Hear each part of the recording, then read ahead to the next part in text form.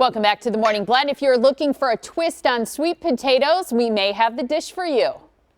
Erica Schlick is the author of The Wandering Palate. Check this out. Hi, today I'm going to be showing you how to make a grain-free hush puppy recipe. Now, hush puppies are a delicious little fried treat that's typical in the South, and they're generally made with corn, and corn is not allowed on a paleo diet, and for me personally, I noticed that it causes a lot of inflammation, so I wanted to make a grain-free paleo version that I can enjoy.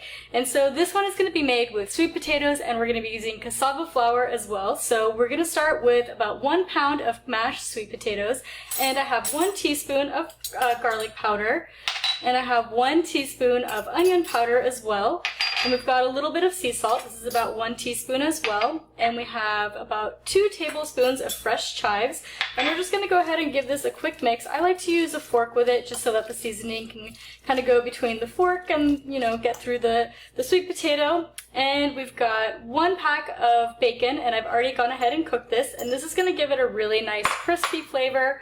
And we have some sauteed white mushrooms as well. So this is about 8 ounces, about half a pack of a traditional mushroom box.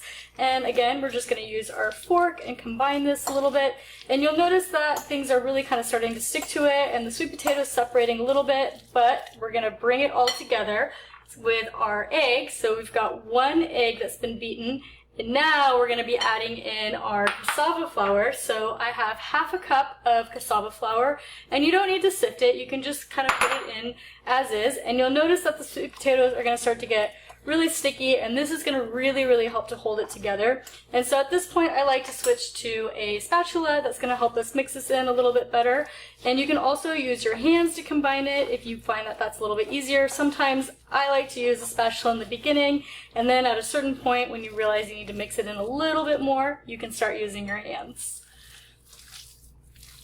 Okay, and now that our hush puppies have been fully combined and mixed together, we're going to start forming these into little ball shapes. And it's a little sticky, but don't worry, you'll be able to form a ball just by swishing it in your hands. And we'll just go ahead and make it until we have all of our mix combined before we go ahead and start frying these. And you want them to be probably about an inch and a half diameter each. And that's going to be a perfect hush puppy because it'll be nice and moist on the inside and nice and crispy on the outside.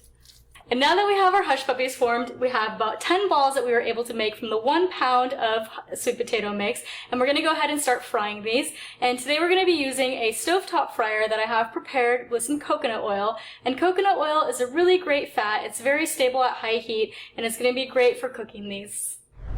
Now, to cook our hush puppies, we have our deep fryer heated over medium heat with our coconut oil. And once it starts to simmer, you can go ahead and raise the basket and place the hush puppies into the basket and dip them into the fryer, and it'll take about 4 to 5 minutes for them to cook.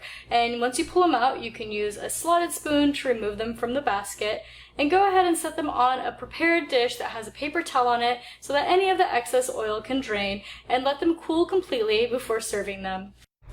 Okay, our hush puppies are fully cooled and ready to enjoy. So these are ready to go. I'm going to go ahead and take a bite and make sure that these turned out good.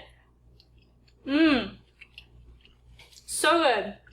The crunchiness of the bacon with the sweetness of the sweet potato and just the crunchy outside is absolutely delicious.